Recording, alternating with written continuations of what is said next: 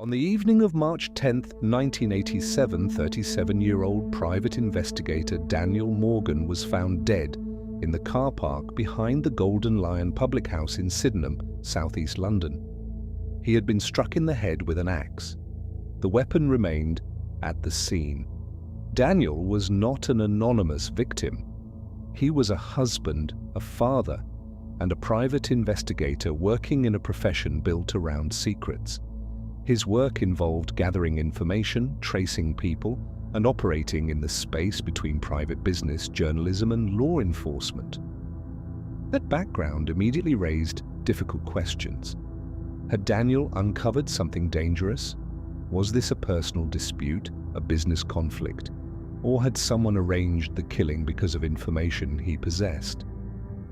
The official investigation began the same night, but the first hours of a murder investigation are often the most important. A crime scene must be protected. Witnesses must be identified quickly. Possible conflicts of interest must be removed. Evidence must be collected before weather, movement, or human contact destroys it.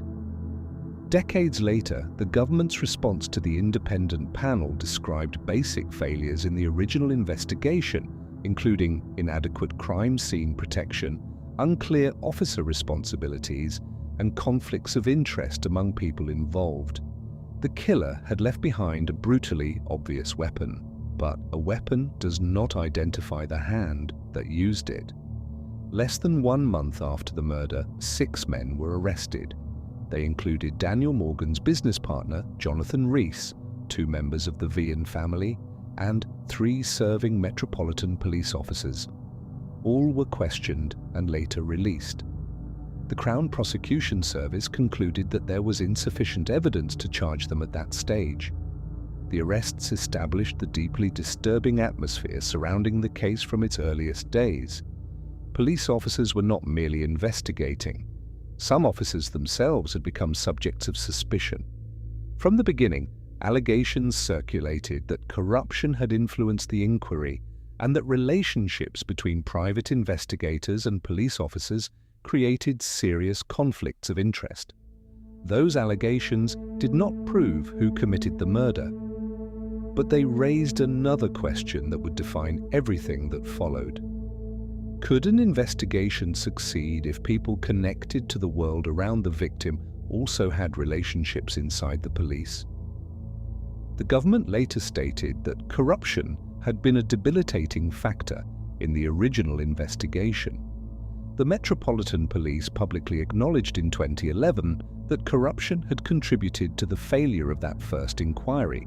The case did not end there, but its earliest opportunities were already slipping away, and the damage done in those opening weeks would prove extraordinarily difficult to repair across the decades that followed.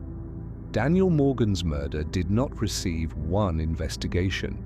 It received investigation after investigation.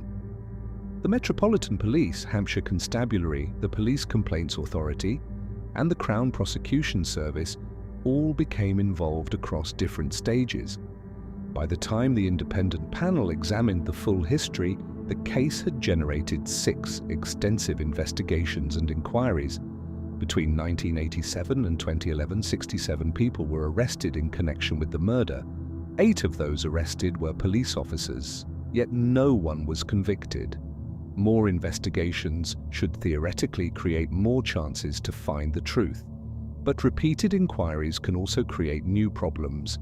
Witnesses grow older, memories weaken, evidence is handled repeatedly, different teams interpret the same information differently, documents multiply. And if early corruption or incompetence damages the foundation of the case, later investigators inherit those defects. The government response described a litany of mistakes extending beyond the first inquiry and continuing through later stages. The problem was no longer simply whether individual detectives had made errors. The case had become a test of whether the entire criminal justice system could correct its own failures. Each new investigation carried the weight of everything that had gone wrong before it, and that weight only grew heavier with time. The Daniel Morgan case unfolded in a world where private investigators, journalists, police officers, and informants sometimes exchanged information. Those relationships could be lawful, they could also become improper, secretive, or corrupt. The independent panel examined links between private investigators, police officers, and parts of the news media. It also found that several people connected to Daniel's work had been police informants. At the time, the systems governing how informants were authorized and managed were far weaker than those used today. The existence of these relationships did not prove a conspiracy to murder Daniel, but they created opportunities for confidential information to move in both directions. A private investigator might obtain police intelligence. A corrupt officer might reveal investigative details. A journalist might pay for information. A suspect might learn what police knew before detectives were ready to act. The independent panel ultimately found no evidence proving police involvement in Daniel Morgan's death. It also found no evidence proving he had been murdered specifically to cover up police corruption. But it concluded that corrupt conduct and institutional failures irreparably damaged the chances of a successful prosecution. That distinction is essential.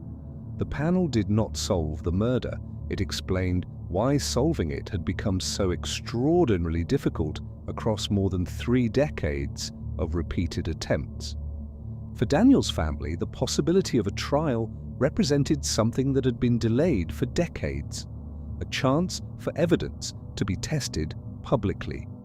A final attempted prosecution was brought against 5 defendants, but in 2011, the Crown Prosecution Service discontinued the case.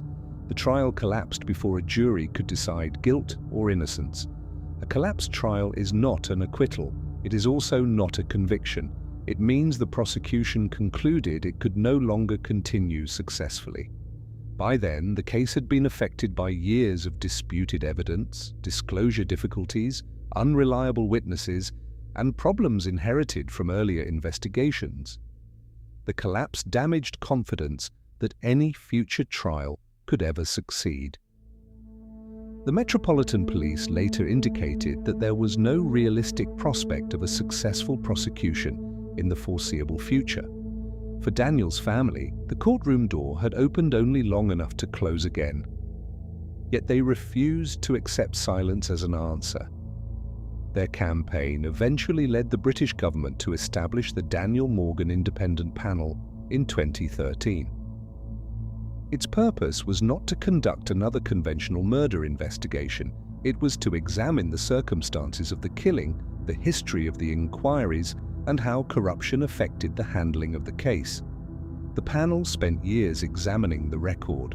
The Metropolitan Police said it provided access to approximately 1.2 million pages and 17,000 exhibits. The final report, published in June 2021, ran across 3 volumes and contained 23 recommendations.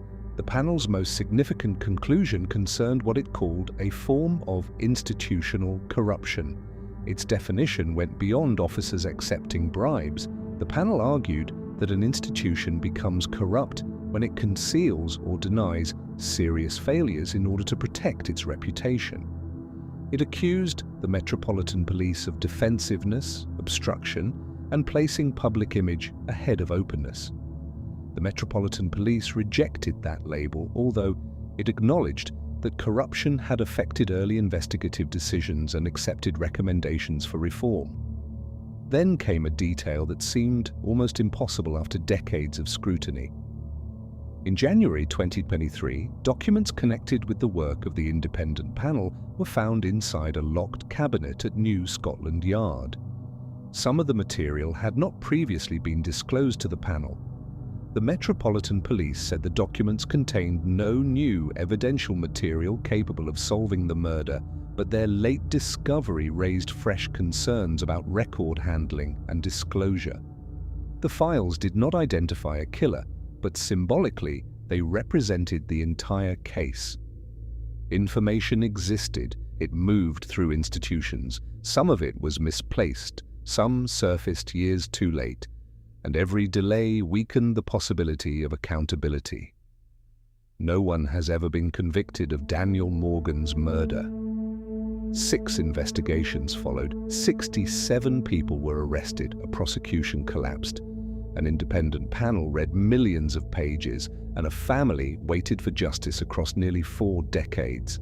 The murder of Daniel Morgan became larger than one crime scene. It became a story about what happens when the institution responsible for finding the truth is forced to investigate failures within itself, and what is lost when that process takes longer than justice can survive.